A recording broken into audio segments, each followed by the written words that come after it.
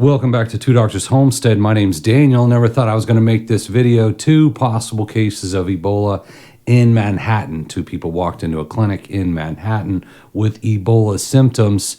Everything locked down at that point. The fire department has transported them away in hazmat containment suits, I suspect, to a more suitable facility to deal with that kind of a pathogen. But let's talk about Ebola.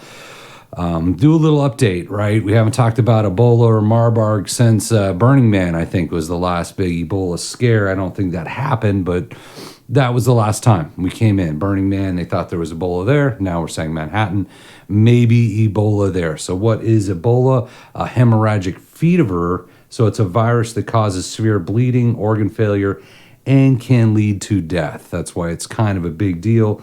Untreated, it has about a 90% fatality rate. So 9 out of 10 people that get Ebola are going to perish, right? And there is treatment and there's some vaccine stuff we may or may not get into, depending on how I feel going through this, but it's pretty serious, right? It causes your whole body to sort of bleed out internally if you get to that point. Humans may spread the virus to other humans through contact with bodily fluids such as blood.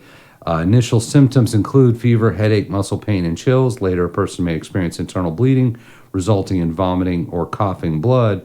I don't know specifically what symptoms these individuals had that triggered the Ebola warning, right? I suspect it was more than just your basic fever, aches and pains, sore throat, loss of appetite.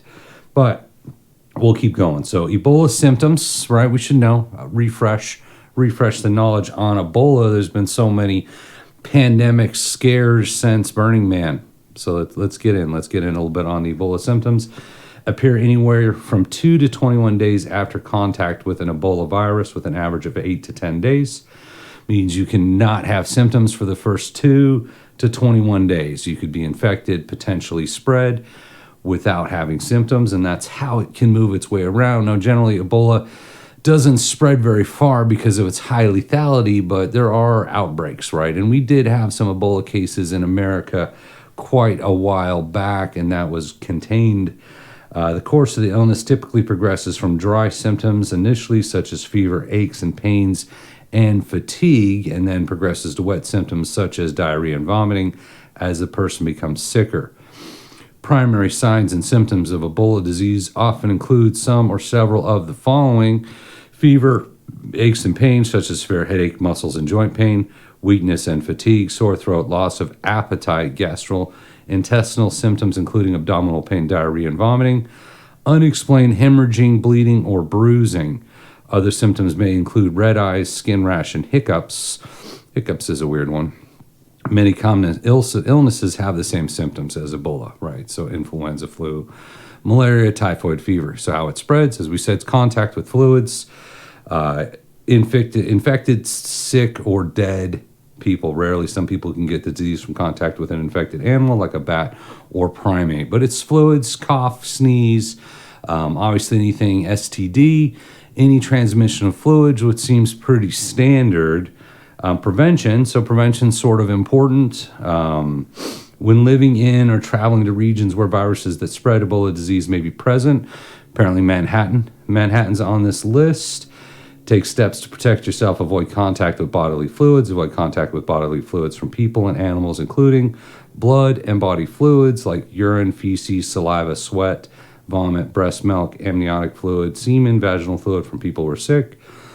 Semen from someone who has recovered from Ebola disease, who's, until testing shows the virus is no longer in the semen. So people can recover, right? There are treatments, there is vaccine, but it's very lethal. This is as high up about as you get on the lethality track of pathogens with that 90%, 9 out of 10. Clothing, bedding, needles, medical equipment, or other items that may have touched or infected person's blood or bodily fluids. The body of someone who is suspected or confirmed to have had Ebola disease, such as during a funeral or burial practices. Bats, forest antelopes, primates, bloods, fluids, or raw meat from these unknown animals. We're kind of at the top of the stack if they have it, if it's confirmed.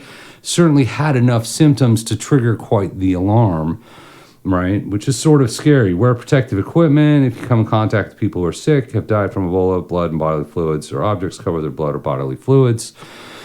not going to get into it, right? We're well trained on protective equipment and avoiding each other. I don't think 6 feet's going to do it this time if there really is an Ebola outbreak. There is an Ebola vaccine. Complications and when to seek help, right? Maybe you're worried, maybe you live in New York, maybe you live in Manhattan, maybe this is going to spread. Certainly hope it will not, but you might need to know. Ebola disease survivors may suffer from long-term complications such as tiredness, headaches, muscle and joint pain, eye and vision problems, weight gain, stomach pain, or loss of appetite. Other health problems can include memory loss, neck swelling, dry mouth, tightness of the chest, hair loss, hearing problems, pain or tingle in the hands and feet, inflammation of the tissues around the heart, inflammation in one or both testicles, changes in menstruation, impotence, decreased or lost interest in sex, difficulty falling or remaining asleep, depression, anxiety, post-traumatic stress. The timing, severity, and duration of complications among Ebola disease survivors vary. So this is the big nasty. Ebola is pretty horrible. There seems to be a lot of stuff going around. A lot of new and old pathogens being introduced into, we'll say, America, right? If it is Ebola, that's kind of a big deal, right? Because they're potentially infected, potentially they have symptomatic, so potentially able to spread the pathogen. How long have they been infected? Where did they go? Did they go to the gym? What's going on? Not trying to create fear or anything like that, but it's certainly something to keep an eye on. Not what you want to hear. Ebola on the loose in Manhattan, right? Is it happening? We'll find out. Keep an eye on it. It's worth keeping an eye on. I don't think you need to run out in fear and terror right now, but just be aware. Be aware. We should know. We should know in the next couple days, couple weeks. Is it set 2 days, 10 days, 21 days?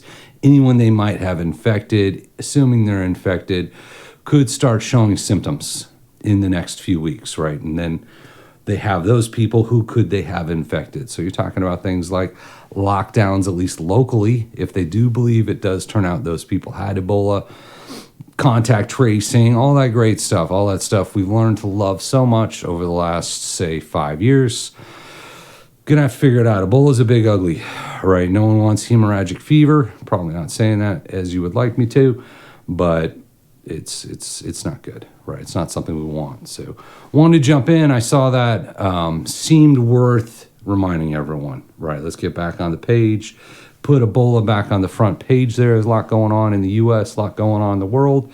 Might jump into some of that. I haven't been making a lot of YouTubes lately, but this seemed worth jumping in on, right? Get that awareness out there, get some of that information out there. Wash your hands. Always wash your hands, please. Always good to do. Other than that, thank you for being here. Thank you for watching the videos, leaving the comments. We do appreciate it. We really do. I'll try to get back into making more videos. We've got the man cave set up. You can see all the cool stuff in the background. Used to do a lot of historical reenactment. So this is all the relics from my youth when I did the historical reenactment. Got it kind of set up in here. So I hope that helps out. Let me know. Let me know what you think. If the new update comes out and they say, hey, it wasn't Ebola, just drop that in the comments. Let's keep each other honest, not trying to spread fear. But I think it's important information, important to kind of refresh that right now. What's going on? Is it real? You hear about a lot of other pathogens, things like bird flu and everything else. Heard tuberculosis, right? A lot of stuff going on. Don't know on any of that for sure. Heard a lot of stories around bird flu. We've done a bunch of videos on bird flu. I think everyone's tired of hearing about bird flu already, but as always, hope that helps out. Thank you for watching, and we appreciate you.